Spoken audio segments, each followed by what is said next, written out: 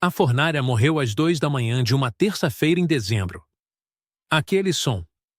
O último suspiro do metal que manteve sua família viva por 8 anos. O metal se rendendo. O sistema colapsando. Então, silêncio. Silêncio completo e absoluto. Marcos Webb subiu as escadas do porão escuro porque ele já sabia o que vinha a seguir. Ele não precisava de luz para ler a verdade que o aguardava no andar de cima. Sua conta corrente. Sua filha vestindo camadas para dormir em vez de pedir aquecimento. O coração falhando de sua mãe. A médica que o dela que custava mais do que o aluguel mensal da maioria das pessoas. O pagamento da hipoteca vencendo em 9 dias. 42 anos. Pai solteiro. MES para perder tudo. Suas mãos tremiam enquanto ele chegava à cozinha. A casa estava fria. Neo gradualmente. De uma vez, como a sense que o final de uma porta se fechando. Marcus estava de pé à mesa de cozinha vestindo suéter que possuía há 2 anos. Remendado 2 vezes nos cotovelos. E abriu sua conta corrente no celular com dedos tremulos. $3,200.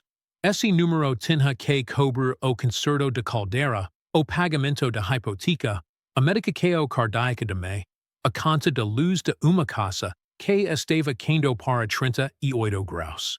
$3,200 contra uma caldeira que precisava de $8,200. A diferença era tudo.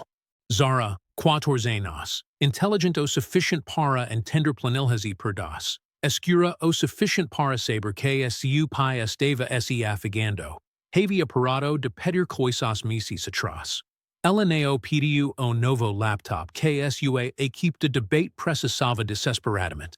Não pediu o casaco de inverno que mal servia mais.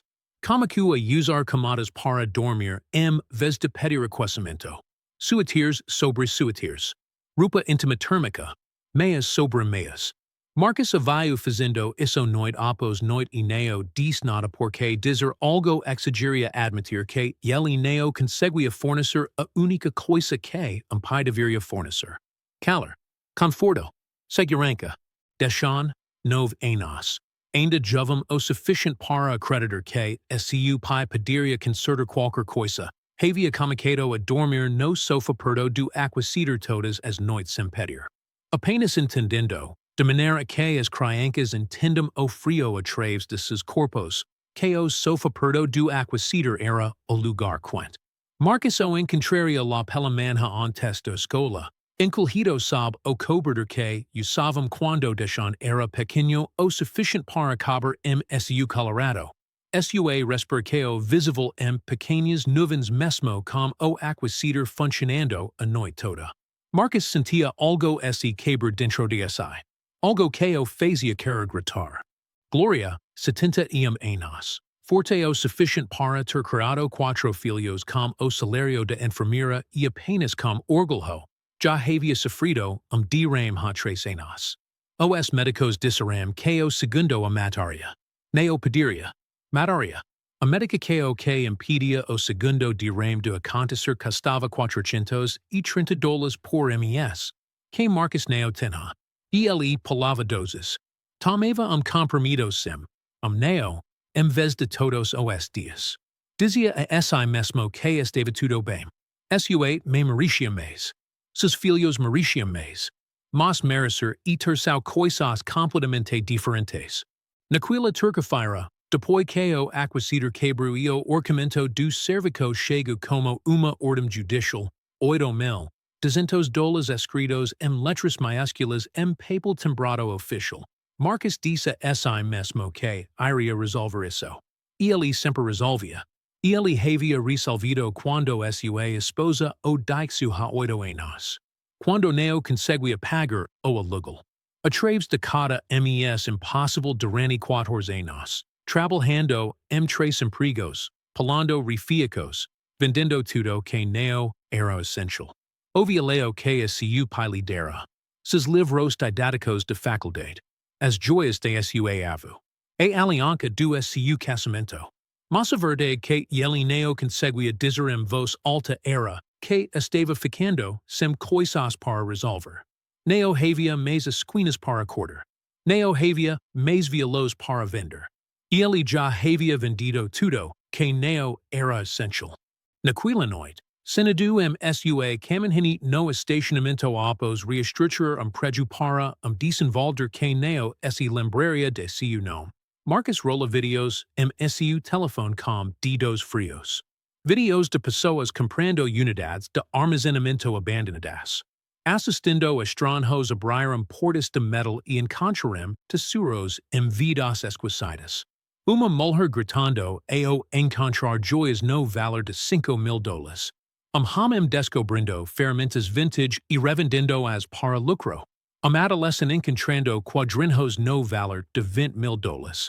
Os videos irem feitos para fazer a esperança parecer possível. E Marcus, Senadu uma Kamenhini no escuro com as mãos tremendo de frio, com sua filha dormindo uma casa fria e seu filho dormindo sofá perto de aquecido.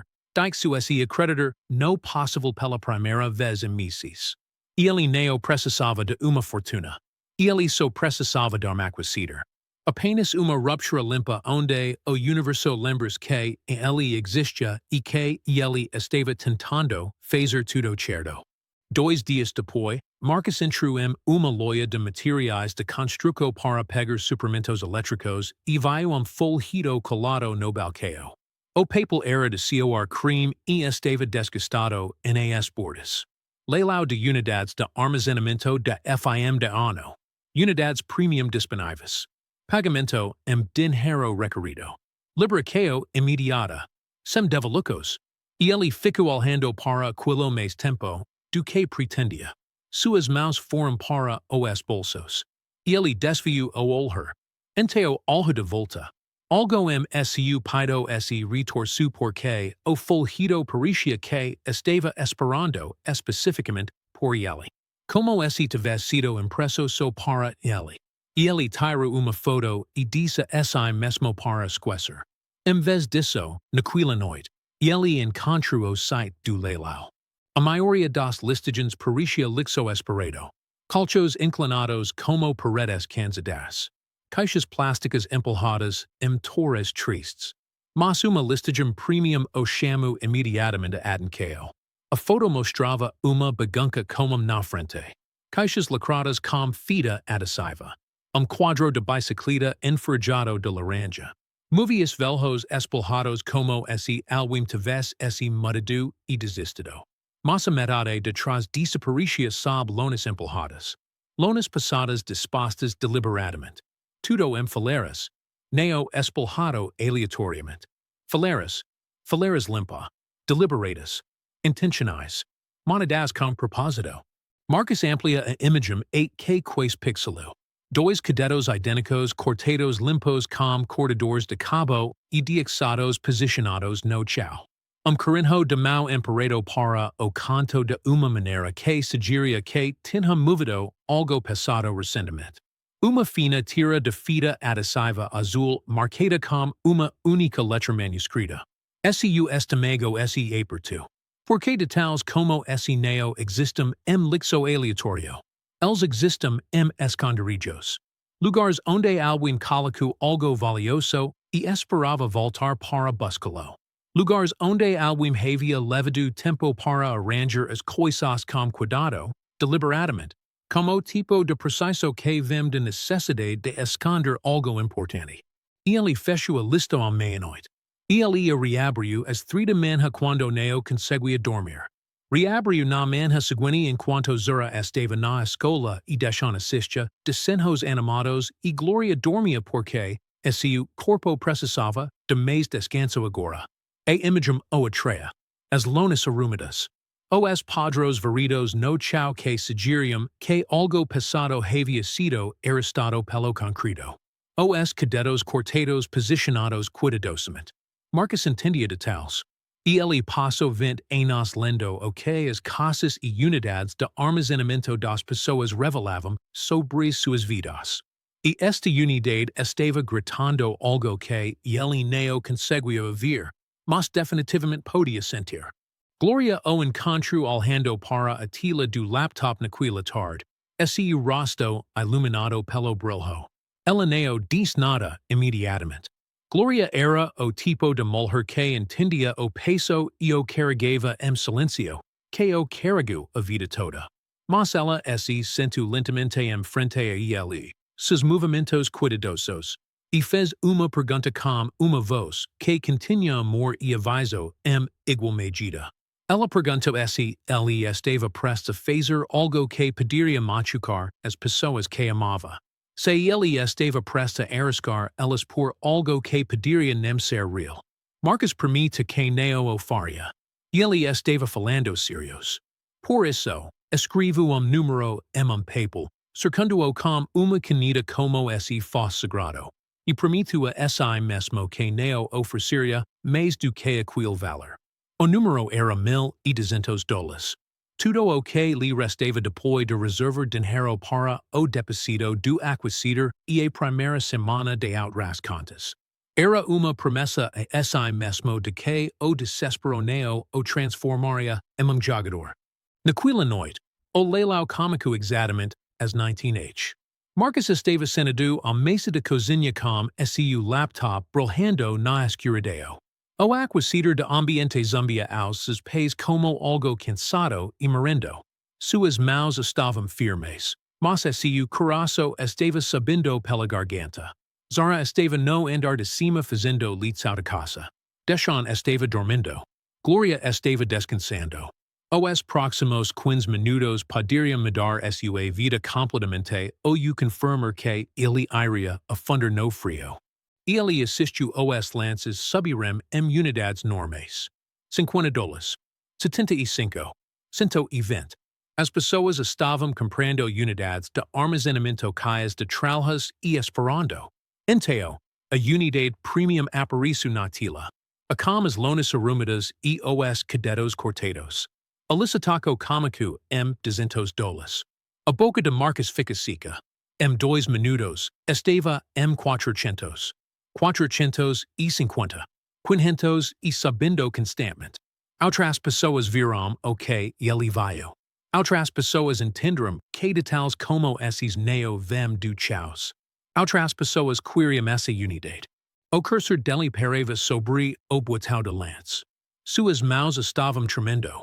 E Marcus entendeu naquele momento com absoluta clareza que ele estava prestes a salvar sua família ou se destruir tentando. Que esse momento iria fraturar sua vida antes e depois. Ele assistiu o preço subir. 800, 900, 1000, 1050. O relógio estava contando regressivamente. 90 segundos restantes. 60 segundos. 45 segundos. Seu coração batendo tal forte que ele podia sentir-lo todo o seu corpo.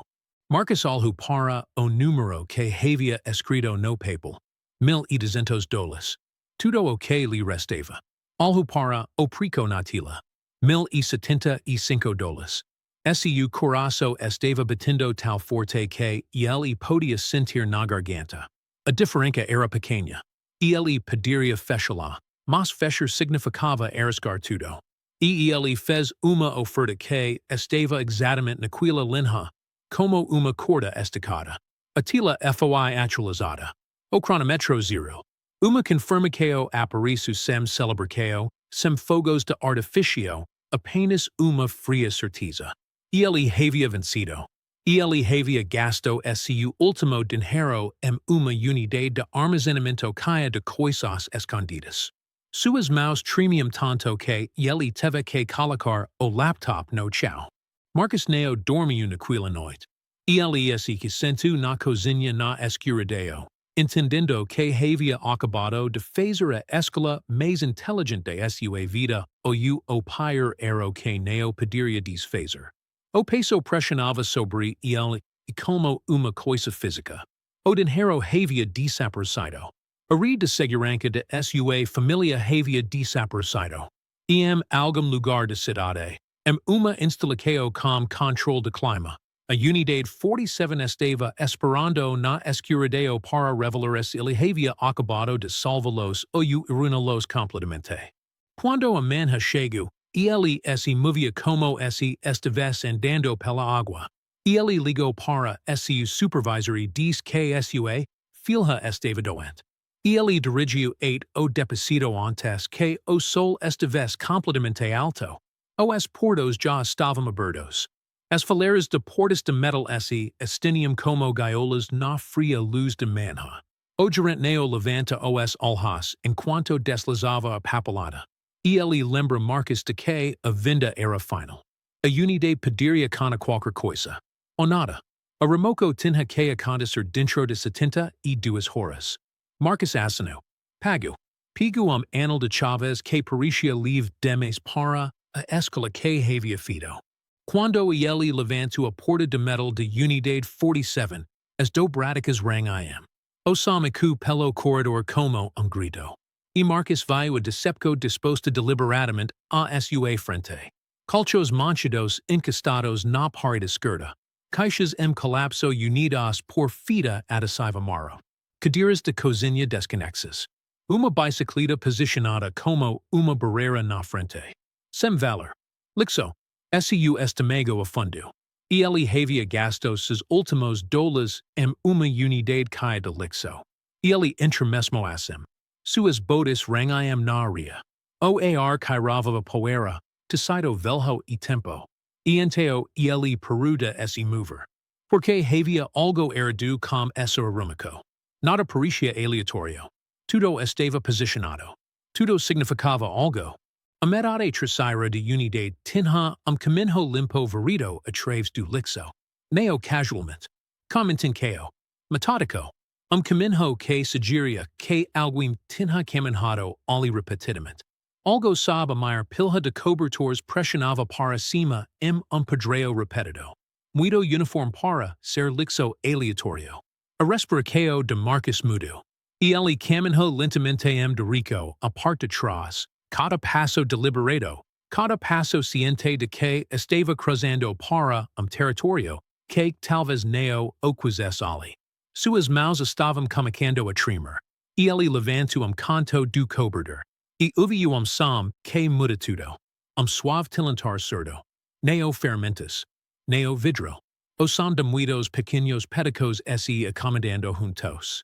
Metal. Sua garganta seco. Suas mãos começaram a tremer. Mas desta vez neo era medo. Era algo mais. Algo que parecia que o universo finalmente se lembrava que ele existia. Ele levantou outro canto. E por baixo havia uma linha organizada de jarras de água de plástico transparente. De quilas usadas para bebeduros de escritório. De grau industrial. Altas. 20 delas, talvez mais, dispostas em filas precisas. Cada gera caia ada boca com algo denso e incrivelmente pesado. Metal denso empaquetado que pressionava contra o plástico camadas irregulares. Modas. Milhares de modas. Empolhadas de tal forma que algumas jarras tinham modas emperadas o topo. Marcus se agachou lentamente. Suas mãos se estenderam. Ele levanta uma jarra com ambas as mãos e sentiu o peso saltar imediatamente para seus antebraços. Isso não era livre. Isso era real. Ele peru. O peso se deslocou dentro do plástico. Por momento, Marcus não se moveu. Por momento, ele entende com absoluta clareza que isso poderia ser algo completamente diferente. Não presente. Problema. Uma responsabilidade. Algo que poderia destruí-lo mais completamente do que a pobreza jamais poderia. Algo que poderia levá-lo a prazer. O coração dele subiu a garganta. Enteo ele torçou a tampa. Ela sido com pequeno rangido. O cairo que subiu era de metal velho e papel. Ele inclinou o jarro e deixou as modas rolaram sua palma. Quartos. Dimes. Mas também pecas mais antigas. Modas com desenhos que ele reconhecia da infância. Modas com datas que pertenciam a décadas sobre as que ouviu sua me falar. Bordas prateadas que brilhavam a pesar de poeira. E uma peca tão limpa, tão brilhante, que pericia tercido polito penis onem. Marcus calicu as modos de volta lentamente. Suas maus tremium tanto que ele quaes dixu, o jaro care. Ele apertu a tampacom as duas maus. Ele esse levantu. O jaro ainda sua mau. Sentindo su, peso como esse fossum test. Você está pronto? Tem certeza? Você entendo que encontro. Marcus calicu o jaro suavemente ao lado dos outros. Enteo. Ese agacho e alhu para cada jaro alanhado no canto escuro. 19. 22. Ele peruda cantar. Ele esse levanto e alhu para sina ao scu redder. Os calchos manchados na frente. A barreira de bicicleta. As caixas arrumadas. Tudo cuidadosamente posicionado para fazer qualquer que alhas para dentro desviar ou olhar imediatamente. E por bixo de tudo isso, escondido sob cobertores e lonas e uma encenaqueo deliberata, havia uma fortuna em modos. As economias de alguém. O segredo de alguém. O tesoro escondido de alguém que havia sido enterrado em uma unidade de armazenamento e pago regularmente que dia os pagamentos pararam. Que dia pessoa que o possuía desapareceu. Que dia hamem desesperado com aquisitar falhando e uma família que precisava dele atravesso aquela porta encontrou exatamente o que estava rezando. Marcus puxu o telefone com dedos tremulos e comico a documentar tudo. Fotos amplas de toda a unidade. Close-ups das cobertas. O caminho do chão limpo. A bicicleta posicionada na frente. Ele tira fotos dos cadetos cortados. De fita adesiva com sua única letra marcada. De cada detalhe que provava que isso era real. Ele fotografou su recibo. O carimbo de data e ora. Suas chaves. Enquanto fotografava, su telefone vibrou. Uma mensagem de Zara. Pai, onde você está? Você diz que estava voltando para casa. Está frio. Deixan esta no sofá de novo. Sua filha. Sua menina que havia parado de pedir coisas. Que usava camadas para dormir vez de pedir calor. Que entendia sacrifício. Marcus calicu o telefone devagar. Ele alhu para os potes salados na escuridão. Enteo alhu de volta para a tila do telefone. E entendo naquele momento com absoluta clareza que tudo estava prestes a mudar. Que a vida de sua filha estava prestes a ser diferente. Que o frio na casa estava prestes a acabar. Que a medicação de sua me seria pega. Que o peso que ele carregava. Aquele peso estava prestes a ser aliviado. Mas apenas ele moves com cuidado. Apenas ele faz esperto. Apenas ele neo de excesso desespero transforma-lo no tipo de hamem que é pigo. Marcus respira fundo. Depois mais uma vez. Ele alhu ao redor de unidade pela última vez. Os arranjos dos jarros. E encenaqueo cuidadosa. O segredo que havia esperado aqui. Ele tirou mais uma foto ampla de entrada. Enteo, abaixo lentamente a porta de metal, tranqueou com cuidado e voltou para sua caminhonete com o telefone em uma mão e seu futuro na outra. Enquanto estava sentado no banco do motorista com motor desligado, Marcus encarava a tela do telefone. Uma linha de texto de filha brolhava de volta para ele. Pai, onde você está? Está frio. E embaixo disso, a realidade de sua vida mudando sob ele como esse iteratives esse movido. Ele havia encontrado algo. Ele havia documentado tudo. Ele tinha desicido horizontes que qualquer outra pessoa soubesse que essa unidade existia. Desicido horas para decidir o que fazer com o que havia aparecido sua vida como uma resposta a uma oração que ele estava cansado demais para expressar. Ele alhu para a instalação no espelho lateral. As fileiras de portas de metal. O estacionamento silencioso que embrevece encheria de clientes. O dia comum do inverno acontecendo aoscu redor como esse nada tivesse mudado. Mas tudo havia mudado. A vida que ele vivera aquele momento havia acabado.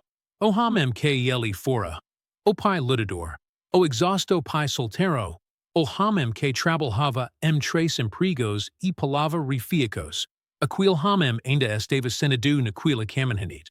Mas ele já estava tornando alguém diferente. E Marcus Webb. O hamem que passou 4 anos fazendo tudo certo. Tudo sozinho, tudo pelas regras. Senado uma caminhanite fria no estacionamento de uma instalação de armazenamento. Estava prestes a aprender que, às vezes o universo não ajuda as pessoas que seguem as regras. Às vezes o universo abre uma porta. E às vezes, hamem desesperado pena escuridão tem apenas 17 horas para decidir qual caminho seguir. Porque uma vez que ele atravessa, não há como voltar. Uma vez que ele toca o que está dentro, sua vida nunca mais será comum. Seu futuro nunca mais será simples. Tudo o que ele faz a partir deste momento será uma escola entre quem ele era e quem está prestes a se tornar. E Marcus, senado sua caminhanite com suas mãos finalmente começando a parar. Com seu telefone ainda mostrando a mensagem de sua filha. Com 17 horas passando como uma conagem regressiva para algo inevitável. Entende que a verdadeira escola não era se abrir a porta. A verdadeira escola era o que ele se tornaria uma vez que o fizesse.